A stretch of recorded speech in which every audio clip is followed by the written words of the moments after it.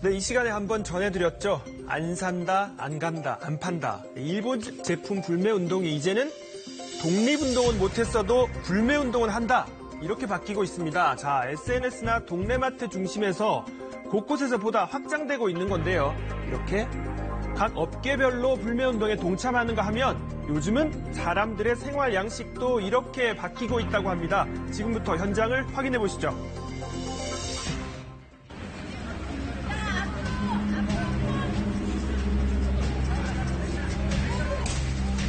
인천 남동구의 한 거리, 주차된 차량을 때려 부수는 한 남성이 보입니다. 도대체 무슨 일이 있어 차를 부수는 걸까요? 알고 보니 이 지역 상인회에서 마련한 퍼포먼스였습니다. 우리 좀 프랜카드 좀 걸고 불매운동이 좀 앞장서야 되지 않겠냐. 그러던 차에 이 동네 또 열혈 청년들이 자기가 타던 자동차를 난 더 이상 못하겠다.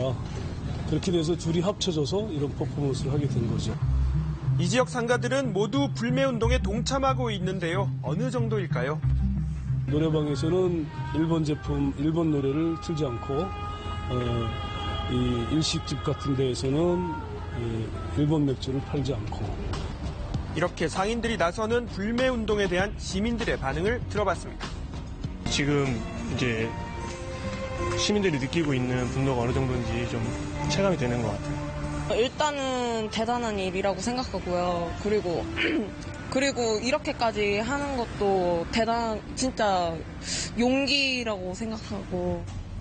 이번에는 서울의 한 대형마트. 일본 맥주가 있어야 할 곳은 텅 빈 채 안내 문구만 보입니다. 자, 지난 7일부터 일본 제품에 대한 불매 운동을 하고 있는데요.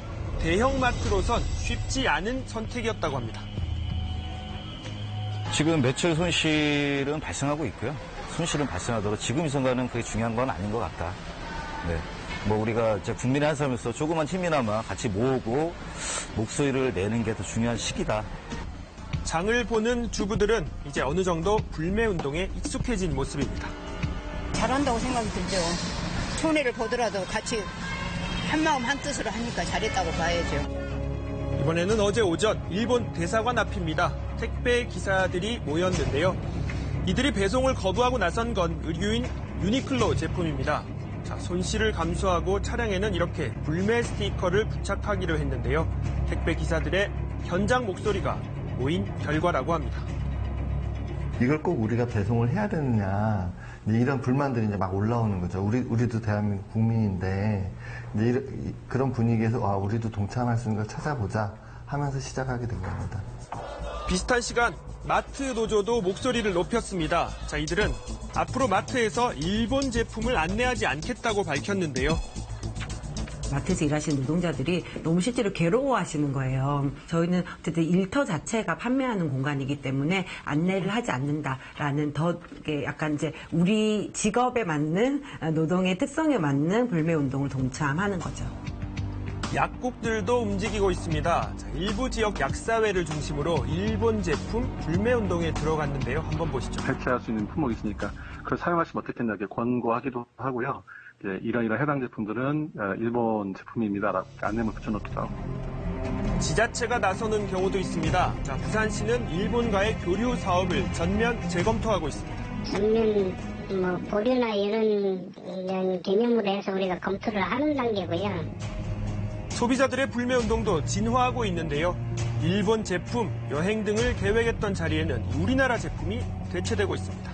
그냥 학용품도 일본 물건 아예 안 쓰게 되고 그냥 일본 용품들은 거의 안 쓰게 되고 있어요, 지금. 8월 말에 일본 여행을 계획하고 있었는데 취소했어요.